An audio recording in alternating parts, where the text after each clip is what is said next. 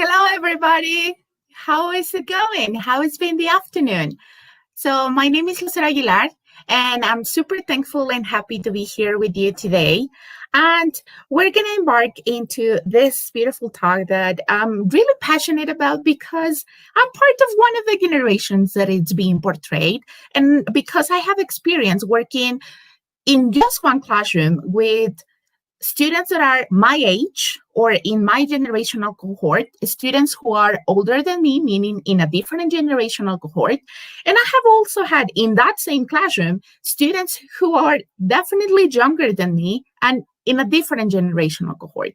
So let's see how this goes, right? So I'm sure that you have experiences as well, having more than just one student in your classroom. And even if you only have, let's say, younger students, probably your authorities at the institutions where you work are different and they have different ideas because they are from different generations. So we're going to see the particular traits of each generation, and then we're going to see how to tackle those differences and make them work into our practice. Okay? So thank you so much for having me, and let's go with it. Shall we? Okay, so first I have a question for you, okay? And my question for you is, number one, what are the main differences between the word of this century and last century, okay? Hello, Monica, Rocio, thank you so much. So on the chat box, please just let me know. I'll be reading you. What do you think are the main differences between the word of this century and last century? What would you say is that difference?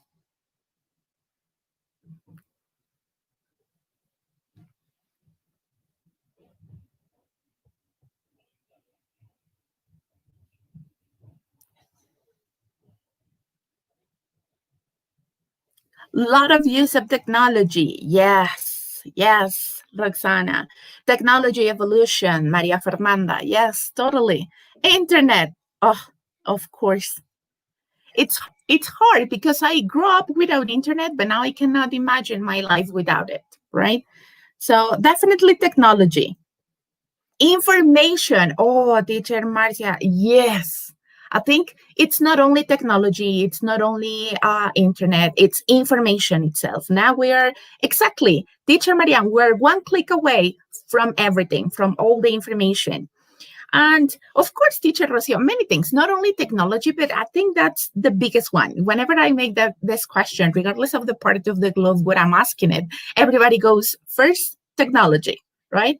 So yes, that's definitely one of the most important.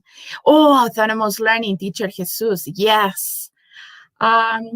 Social media, oh yeah, that has changed also. And I think especially now that we're doing this online teaching/learning, something that I have seen that has happened is that we teachers, we have become influencers, yeah, right? Educational influencers. So let's go for question number 2. How are those differences influencing education? So, and I already read from teacher Jesus, one of the things that it was autonomous learning. So that are more autonomous or students.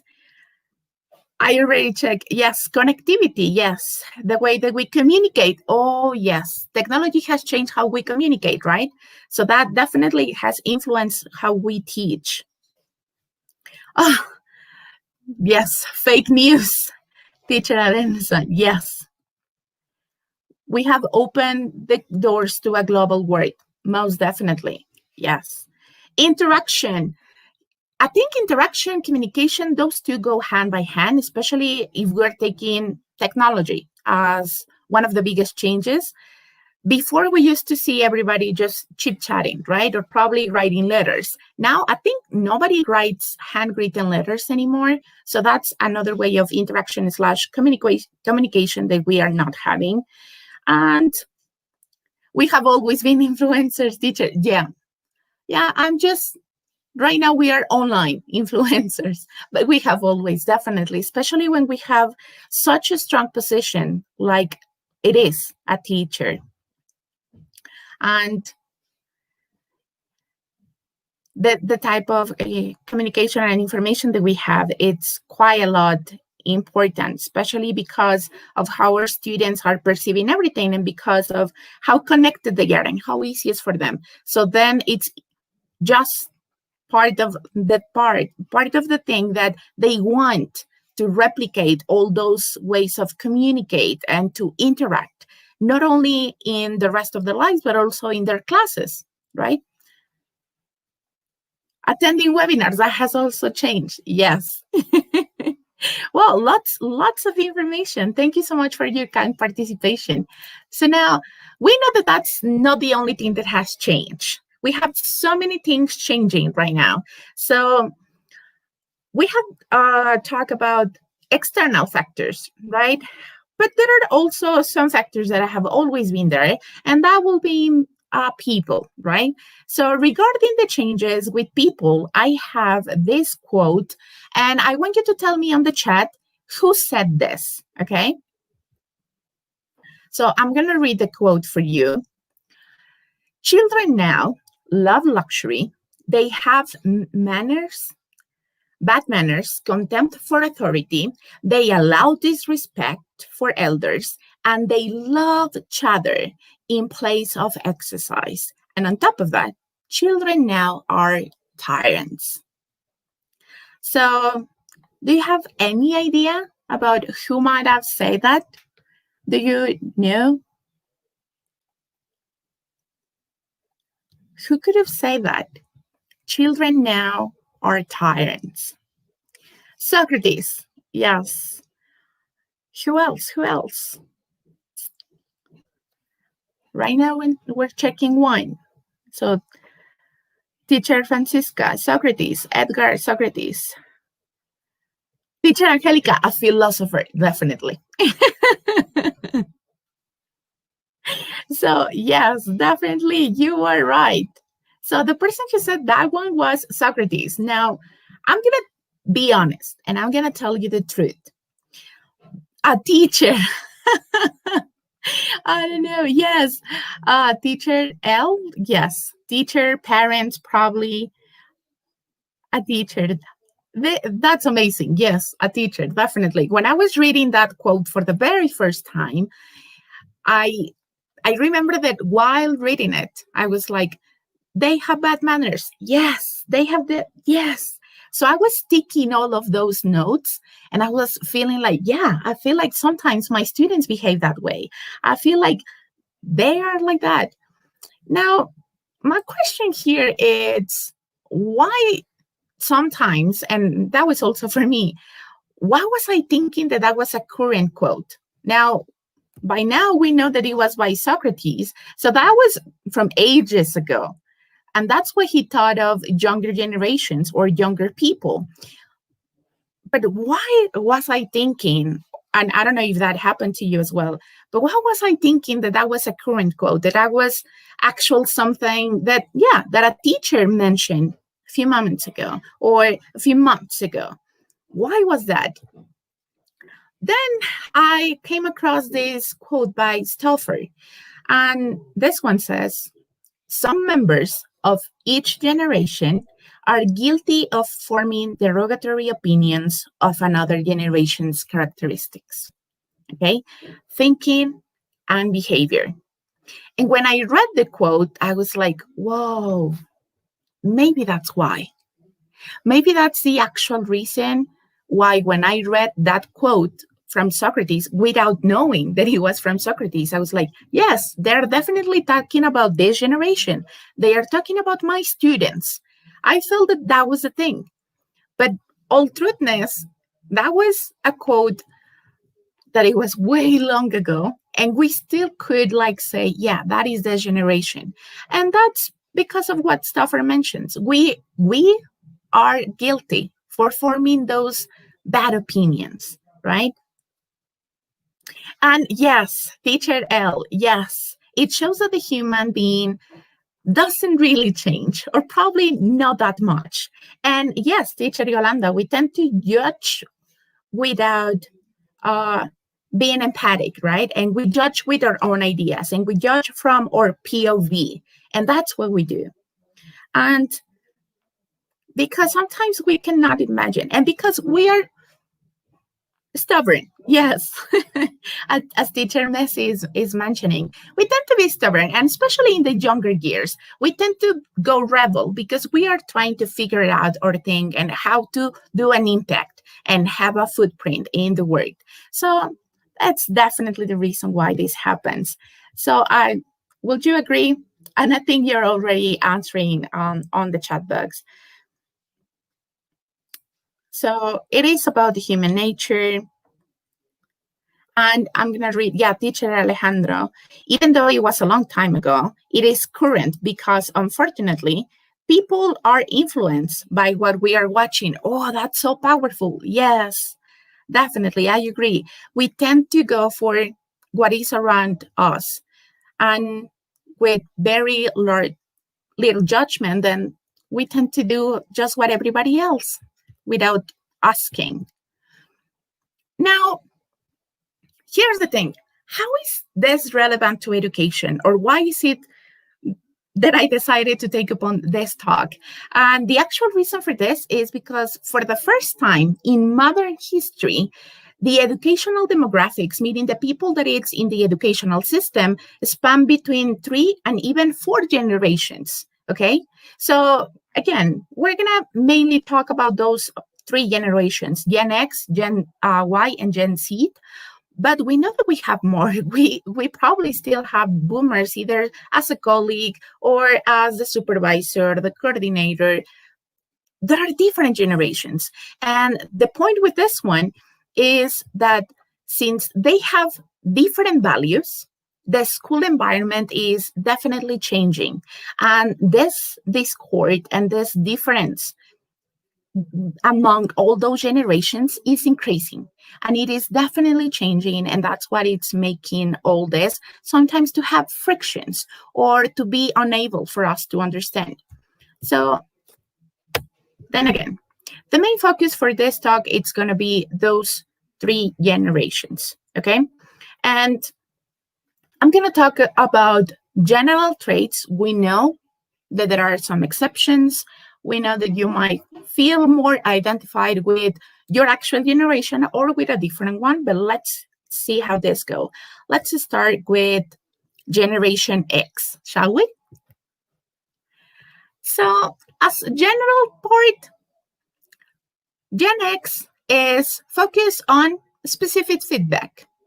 They are way more resourceful because they are more individualistic and more independent.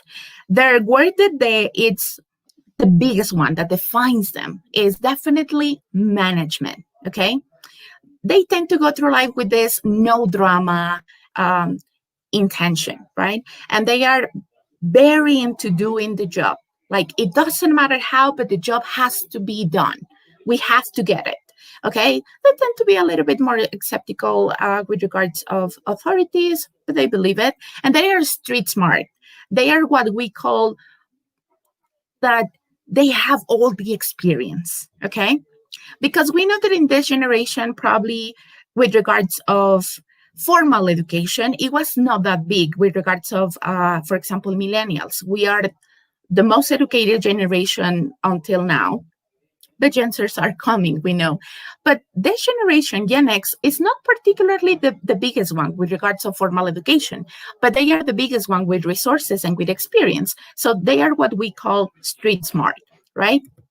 Now, talking about millennials or Gen Y, their focus is immediate feedback. And that is highly important because probably you have had those coworkers or those students who are always checking on you. And the perfect example that I have for this is little kids. Whenever you ask them, I don't know, let's say that do a drawing of a tree. And they start the drawing and they select just a brown, but they don't know if that is a brown that they should select. So they go with you as a teacher and they say, teacher, is this brown correct? Yeah, just go and do the drawing. And they go And they come back again because they decided to change that color brown. And they're like, yeah, but is this one like, can you check it for me? So they just look at you and like hoping for your approval, right? And that also has to do with they are bringing, okay? And probably you have heard about helicopter parents. That's pretty much the ones that we had in this generation. So that's why you have all those differences. And that's why we particularly required immediate feedback. They tend to be more of a multitaskers. They are more team-oriented.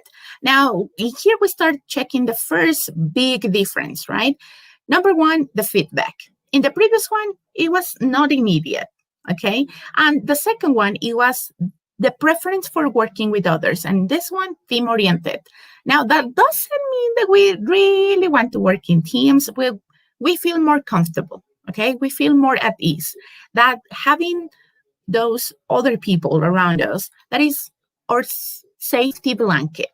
So we hold dear to it. So confidence, again, we grew up with those parents that we were always preaching us and giving us like something in the back and saying, yeah, you're doing good. That's perfect. So a little bit more confident, a little bit more savvy as well. And that's what I was talking about before. We are the generation that is the most educated, the most highly educated. So we're book smart.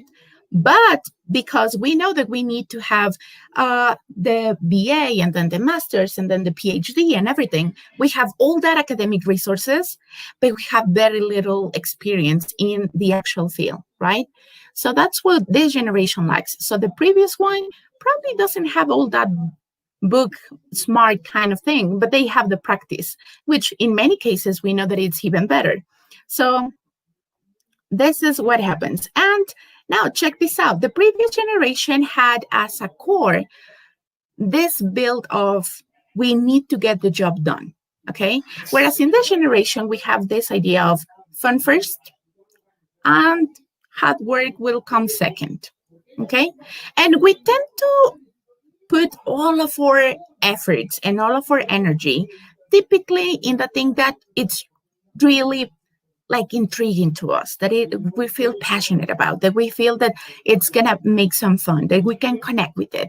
And if it is not like that, we tend to relegate. And probably you have heard quite a lot the term procrastinate.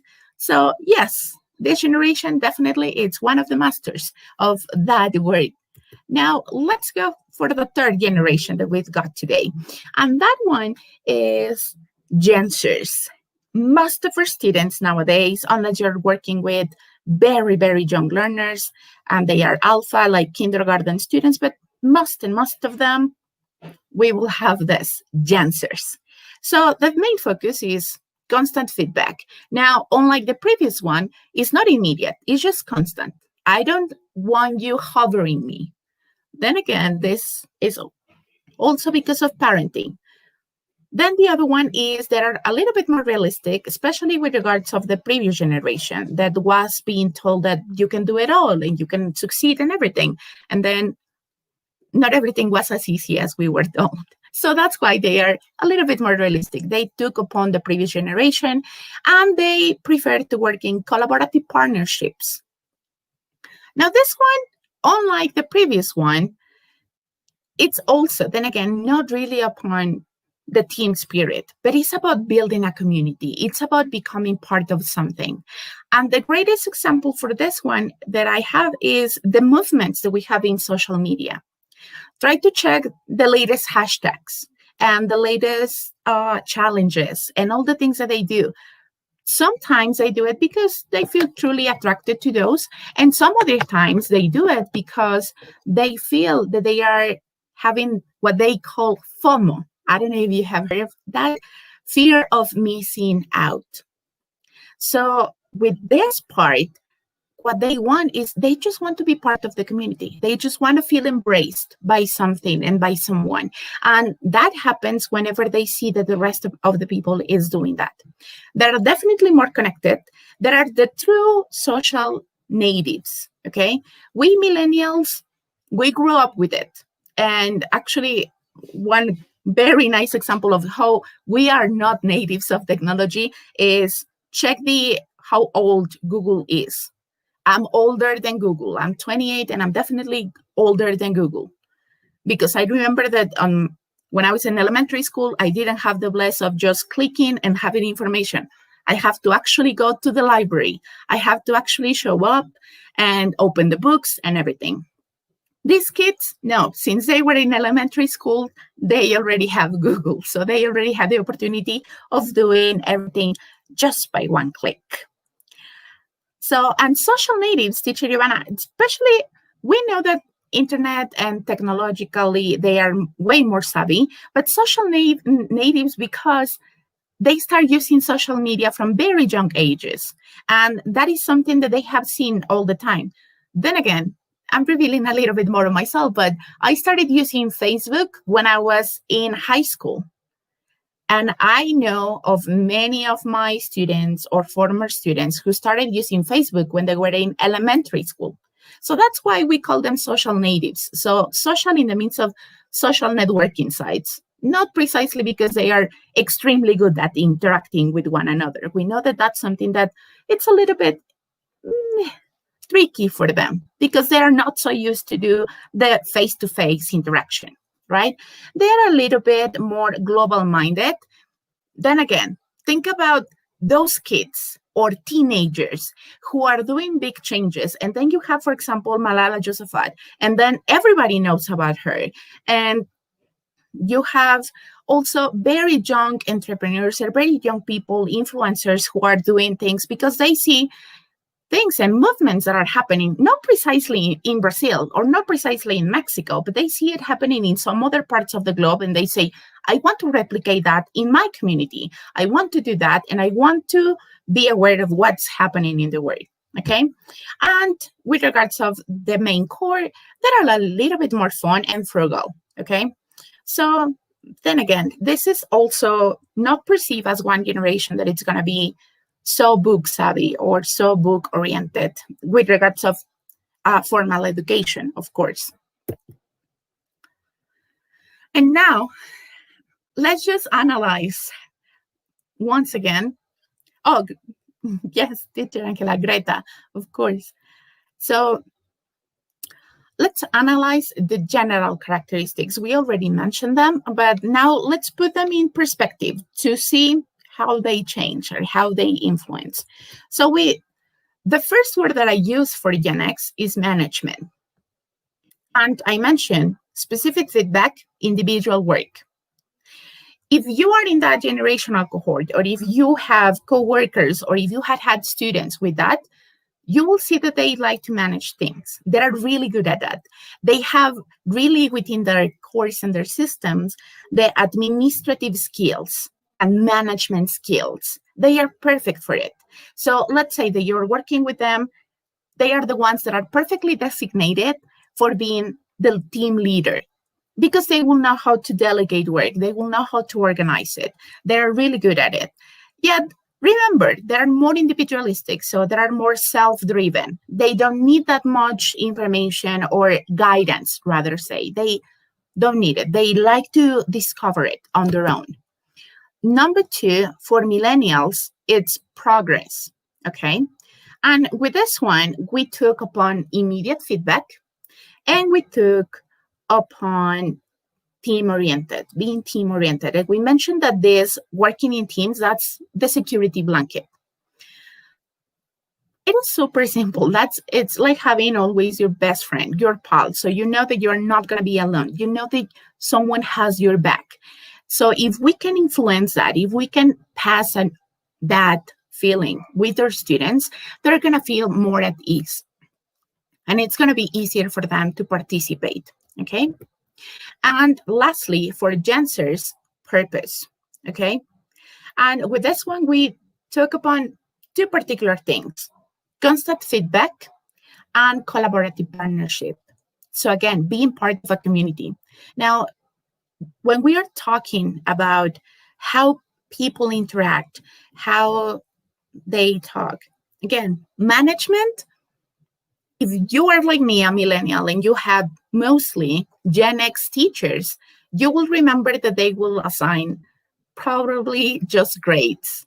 And that's why we were also driven to grades. But that's not really how we liked it. And if we're talking about this particular case of management, with teachers in this generation, we tend to have more summative assessment or formative assessment, okay? Whereas with millennials, we have more formative assessment. So, or summative assessment for progress, and formative assessment for management, because formative assessment will be just one thing, the last part, and summative assessment will be the progress will be, okay, I'm going to evaluate the different stages of that writing. If you are giving me 2 different drafts and then the final draft, I'm going to be assessing all of them, and I'm going to check the progress that you have in all of those. And with regards of students and the way that they like to be assessed in the particular case of genders, it's purpose. And that is highly connected with being part of a community and doing things for the greater good. So in this case, it's about talking into our students and make them see, in this case, the actual use of English, the actual use of, and the power of learning this language, of how can they connect with even more people if they want to pursue one of the elements. Let's say that they want to be a YouTuber, they want to be an influencer, and it's like, okay, the purpose will be connecting with more people. How could you connect with more people? Probably through the use of the language, okay? So that's how we change, how we modify things. And now, going back to this, and I know that it is hard, and let me check if you agree with this. It's hard to motivate, coach, and give assignments to someone that you don't know or that you think that you don't understand. So let me know if that's something that you have feel like, I don't know how to tackle with those students, or I don't know how to do it. It might be because of that, because we don't understand them or we don't know how to connect with them. And probably it happens with you. It happens to me with my nephews or my nieces, my very young cousins. I don't understand something very silly, but I don't understand their cartoons. And I'm like, I don't feel that I can communicate and talk about things with you because I'm definitely interested in different topics. And the only topic that I thought that it was easy to connect was cartoons. So then my nephew started talking about Gravity Falls, and I was definitely lost. I was like, no, I have no idea. The last cartoon that I saw was Adventure Time. And I think only 1 or 2 chapters that I understood. But then what happens? Then yes. So then what happens with those students is that they don't feel understood. So they react poorly. And we as teachers, we're like, those students, I don't understand them. So let's tackle upon this. Let's tackle upon the 3 different generations, shall we? So let's go for the learning preferences.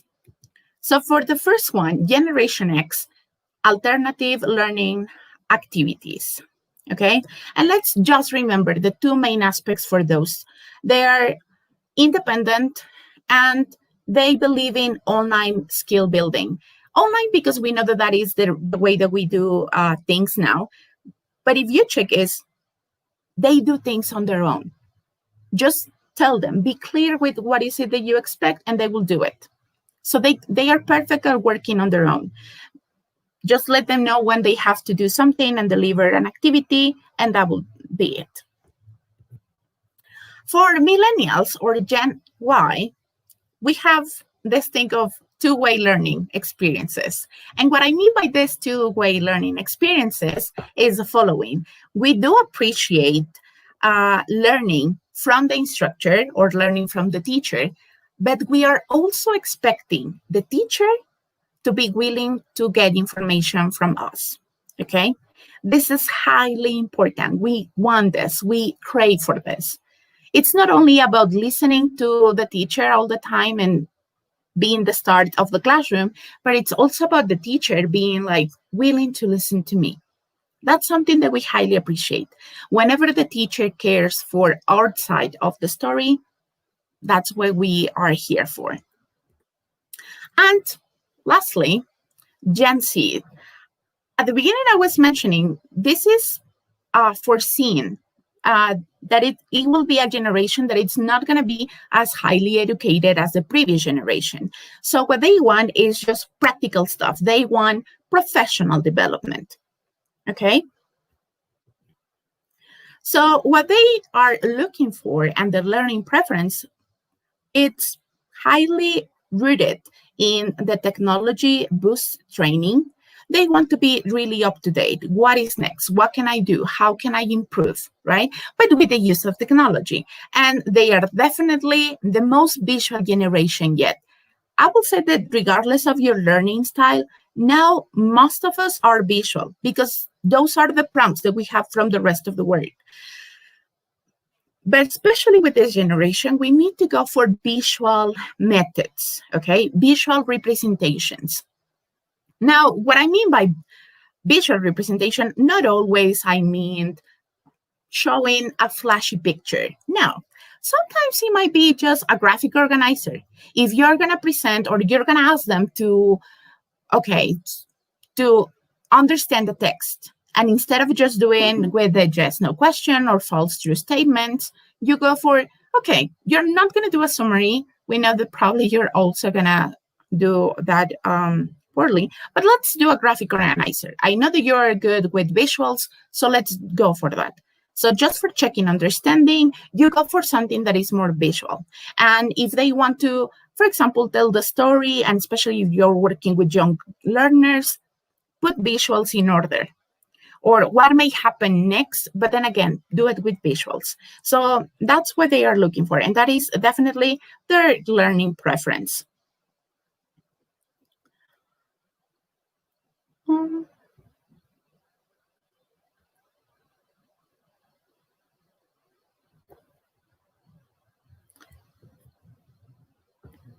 So I'm sorry, I'm just also like trying to keep up with the chat. The chat is on fire. You all, thank you so much for your participation. So now let's check. We already saw their learning preferences. Now, as a student, how do they typically behave? Now, as a student, they typically behave as being ready for the test.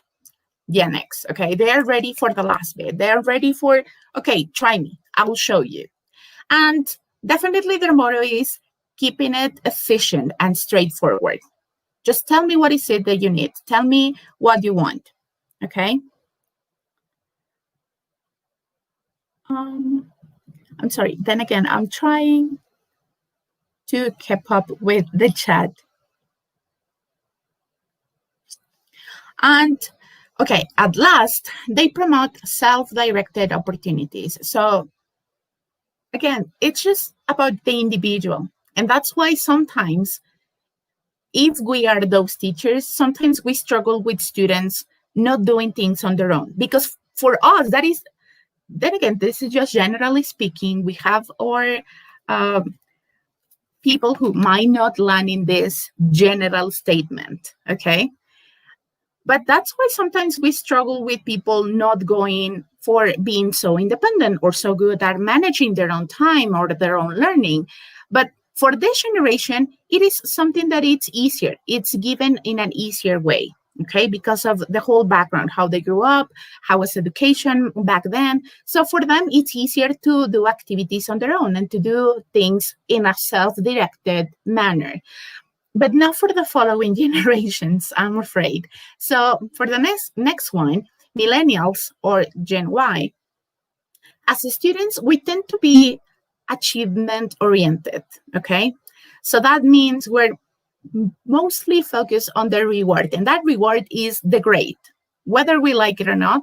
Yes, we want to be assessed in the progress, but even though I'm assessing the progress, and even though I want to be checked upon how good I was and how my first drawing of that tree was and how I did it now, you can see that progress, but I still only care about this one. This is the most important, okay? The reward, the last bit.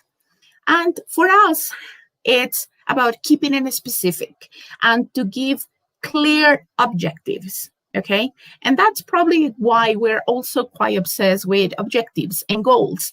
And if you check upon different authors and different entrepreneurs and writers that lie in this generation, we're always talking about goals. What is your goal? What do you do in life? And even in general stuff, not only education, okay? And as we mentioned, their preferred activities or their preferred way of interaction is with groups, okay? And lastly, with Gensers, they have this idea of learn as you use. So previous generation, we have the learn now, use later. Then again, I will show you my example. When I was in junior high, my math teacher showed me how to do or how to solve a really easy or the basic of math equation. So the basis of algebra, okay? So I was like, okay, will I use it? And she was like, no, you will use it in high school. And I was like, in high school? Yes, but you need to learn it now. Okay.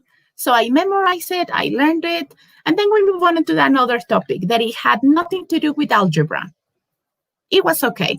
I didn't say anything. My classmates didn't say anything.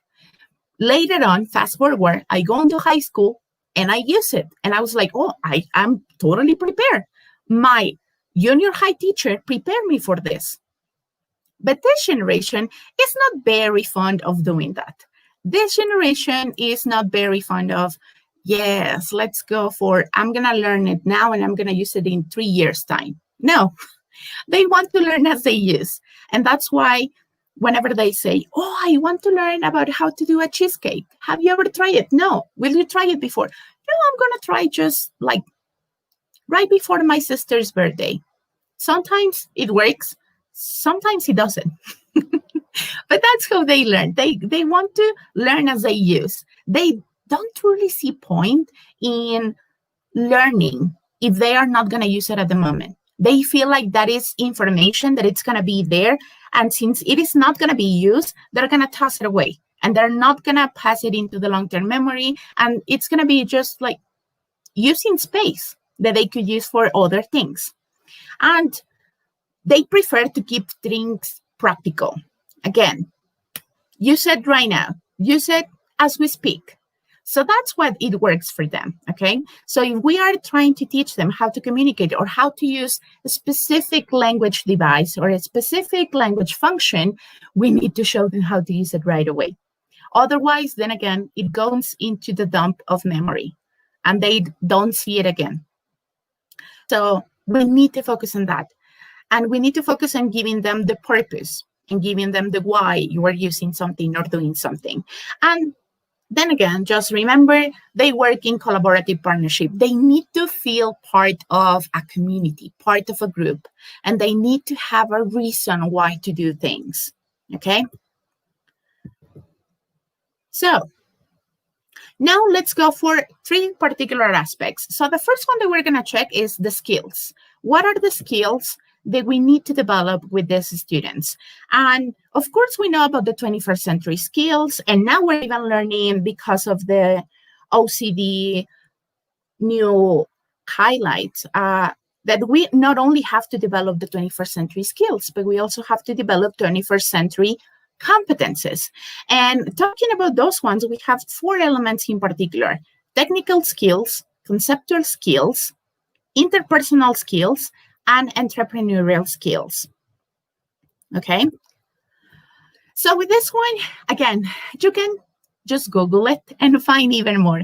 But in particular, I would say the technical skills, things related with math, with technology, with electronics, with production systems, with processing information, and all those parts. Conceptual skills, planning, critical thinking, strategic thinking, decision-making, ethical judgment. All those things are the ones that we should develop with them, and we should help them. That in a perfect word, that is what we could do with them, right? So interpersonal skills, this is highly important. At the beginning of the talk, when we were discussing the main differences between this generation or this century and last century, some of the comments that kept on passing were interaction and communication. And we know this one, students are perfect with it. They can communicate super fast. But have you wondered and have you asked them to do a face-to-face interaction? I was doing that with my students. And whenever we were doing face-to-face activities, I will see them struggle. I will see them hesitate. I will see them go for like, really, teacher? I don't want to do it. And they will look at me like, please end this. They need that practice. So interpersonal skills are crucial for our students nowadays. And of course, this has to do with things that go beyond just learning the language. Of course, learning the language is going to help us. And if you have checked even upon this, we even develop somehow a different personality when we are talking in a different language. So probably you will have those students that are super shy when they are speaking Portuguese. But when they are speaking in English, it's not like if it's themselves. It's like they with a plus with another language. So probably you will see students speaking a little bit more because they have this change of personality, so to speak. So we might boost their interpersonal skills through the use of a different language. Teacher L, yes, they hate face-to-face interaction.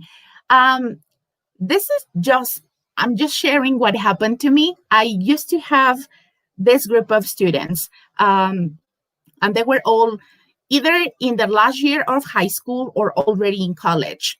And something that I used to do every single week, I will have one quick question that we will do at the end of the class, and I will ask them to do 2 lines, so they will be face-to-face.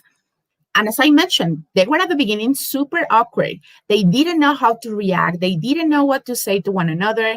And I will time them, which that's another tip. Try to do so. It works a lot with students. So I will say, okay, this is a question, the one, and I will put a quick question on the board. Sometimes it was a little bit more deep for them to get to know one another. Sometimes it was something very easy or something so simple, like, what is your best memory of a birthday? So it might be what you wish, or sometimes it was just a quote. And like, do you agree or disagree? Why yes, why not? Elaborate. And I will time them and say, like, you have 1 minute or 2 minutes, depending on the question or the quote. The first times that I did this activity with my students, if I said 1 minute, in 30 seconds, they will finish.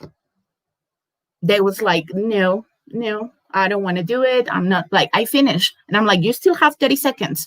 But I already answered, teacher. Well, keep on talking. You still have 30 seconds. So at the beginning, it was hard for both ends. Me as a teacher, they as a student. Halfway through the school year, I remember that what I was asking them, okay, everybody, face-to-face. Everybody already knew what face-to-face meant. So they will stop up really quick. They will do the 2 lines, and they will just look at me like eager, like, okay, try me, woman. So they knew what it was, what I meant. And then if I say you have 1 minute or you have 3 minutes, okay. That's what they were doing. And was teacher L, was that question related to the content? Not really. My whole point with this activity, it was, number 1, develop free speaking, and number 2, to improve their interpersonal skills. Because then again, I have noticed that they struggle with face-to-face interactions. So with this one, my students, I was just throwing fireballs, basically, and they become really used to that. And it is a great help for students, especially if you are also preparing students for international certifications. Sometimes they don't truly know what they will ask. They will be asked. And sometimes they are also being timed when participating in those type of activities. So this is a great activity, a great roundup. You can do it about the topics that you are checking in class, or you can do it about something different, okay? The classroom, yes, we cannot neglect the teacher report, yes. these activities have to be very conscious about how you get along with students and how have you planned this rapport with students. Definitely, that is a key element for make these activities succeed. And then again, you need to tell students what is the purpose of doing that activity.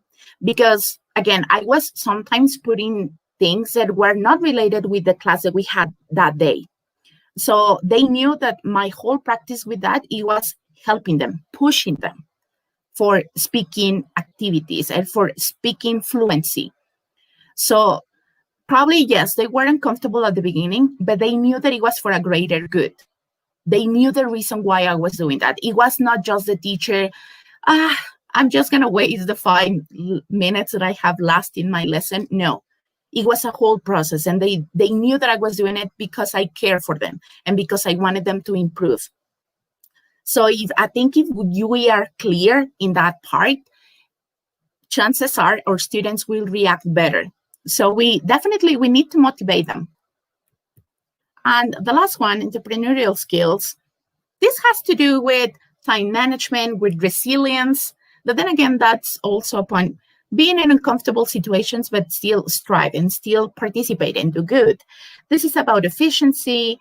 This is about networking. And then again, for this one, they will need interpersonal skills. So they're all connected, right?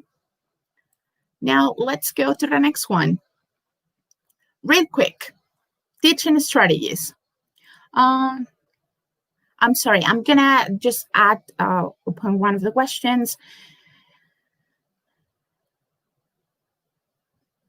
Yes. Okay, perfect. Teacher Victoria is asking upon if we should force or not students to go with their cameras on. I will say that depending on the activities that we are doing, I do understand that we are not so comfortable. If I'm being brutally honest, I hate recordings and I hate seeing myself in the camera, but I do it. I go for the uncomfortable because I know that it's going to help. And I have record myself and upload videos on YouTube because I know that my students will need that.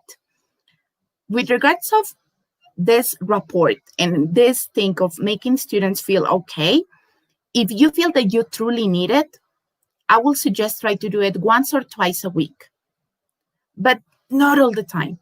Especially if you're working with teenagers, young adults, they might be a little bit more reluctant. If you force them, they will do it because they know that that probably will be part of their grade.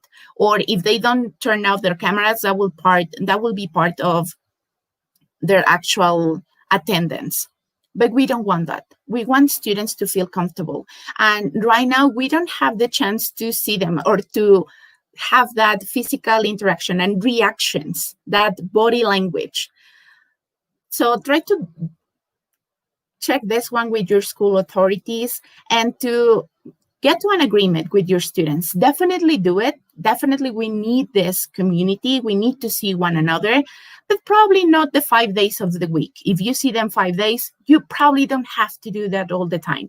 Get to an agreement, get to a middle point, and make everybody feel comfortable.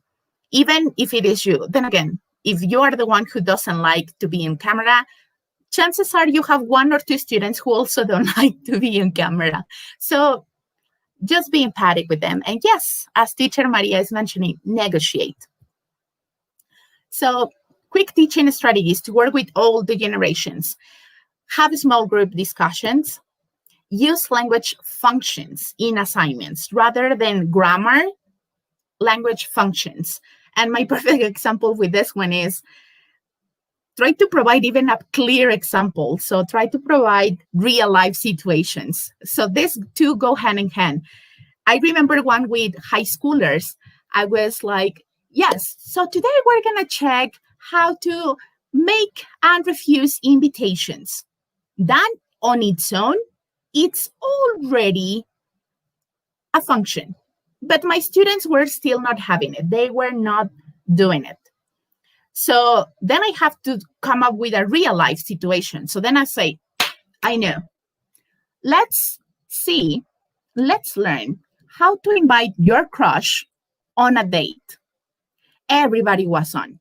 Everybody was like, yes, now we're talking, teacher. Okay, tell me how to invite my crush on a date. It was the same. I was making and refusing invitations, but I just changed the idea, their mindset, and everybody went even better with my students. Explain expectations clearly. And if you can, modeling is so important. State the purpose of the task. If you're going to do something, state it. Just as I was mentioning before, for my speaking activities at the end of the session, it was only once a week, and it was for no longer than 2 minutes. Okay? So 2 minutes per student, meaning, let's say 5 minutes in total for that activity.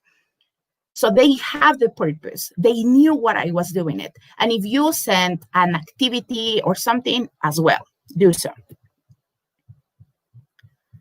And provide constant feedback, become real to students, tell your story. If you can tell your story, that will help you create rapport and allow them to let their passion shine. There are things that they know that they like, so connect with them. And just before we go, 4 steps to embrace the different generations. Be aware of the generational context. Think outside the box, okay? Provide clear direction and explain the whys. If you are doing something, make sure that they know why. Identify the similarities and acknowledge those differences as a strength, okay? And establish an even play field and establish a culture of mutual respect. That is highly important, so everybody can follow along and feel comfortable. And I think we don't have time precisely for that bit, so I'm sorry, I'm just running into the last bit. So I want to leave you with this brilliant quote by Dee Brown. So effective instruction requires the teacher to step outside the realm of personal experiences and into the world of the learner. It is a little bit less about us and more about them. And I know that we always do it, but now is this with a higher boost, especially because now we're going online. So thank you so very much for joining me. I hope you liked it. I hope that you had a fun and you could take 1 or 2 notes. And if you have any questions, I think we have like 5 minutes perhaps. So in here, I don't know, people from SBS will help us out.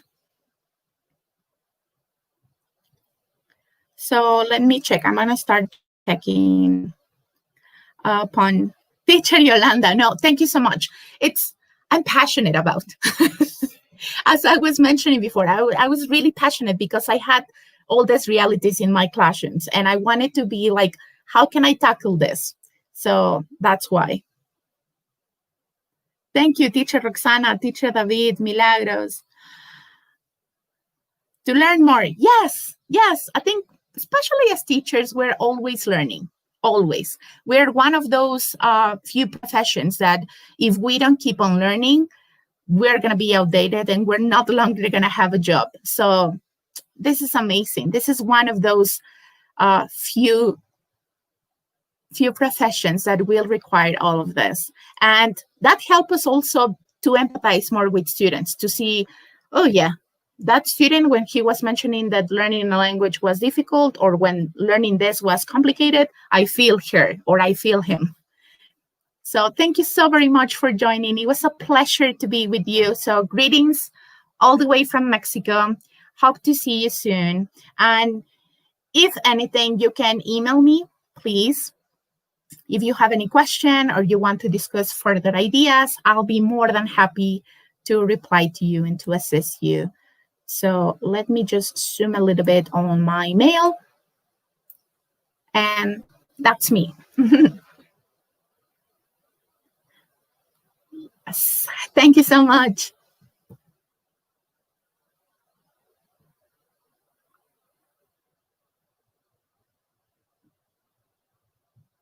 Oh, Teacher Erica, body language. With children, I do understand that with children, we do. We do need those cameras on. With children, my biggest piece of advice will be give them breaks. Okay. And just as with the activity of speaking, give them breaks that don't have to do with the learning or the teaching that you have prepared for that day. So it might be something as simple as brain work activities, or it might be something as, okay, let's stop and you project. If you are projecting or if you are sharing your screen, my highest suggestion will be every 20 minutes, every 15, 25, depending on the age. The younger the students, probably the fewer time. So let's say if you're working with kindergarten, every 20 minutes, 15 minutes, do a break. You can do two different breaks. You can do breaks for reviewing. So they can say, okay, in one word, tell me what you have learned. Or in one sentence, tell me what you have learned. So that is break one. And the second break is a brain relief. Okay, so they can reset their memory. They can reset their brain work. And by this one, what you can do is, for example, counting numbers. So let's say that you already checked with your first graders, numbers 1 through 20. So you say, we're going to do the numbers, but we're going to do it with a twist, okay? So every single time that we find a multiple of 3, we clap. So you go 1, 2, 4, 5, and you do it from 1 to 12. And that's it. That is the whole game. And then you go back to your lesson. That will reset them, okay? That helps a lot. And also with that body language, if you have the cameras on, if you see that they are looking somewhere else or if they are like lost in space, that is a great moment to do a break. That means that they are no longer with you. So I hope that I help a little bit, Teacher Erica.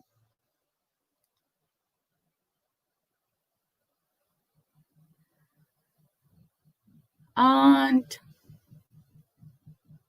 thank you so much, teachers. Thanks a million for all your comments.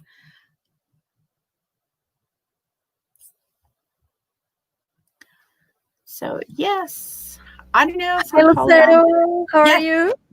Yes, good. I was wondering, where were you? Oh, no, I was just waiting for you to finish your answers. Oh, I'm sorry. Yes. No problem. Thanks a lot for participating with us. It was amazing. As I can see through the comments, everybody loved it. Oh, so it was a pleasure. in another SBS event, okay? Perfect. I'll be more than happy to join you all.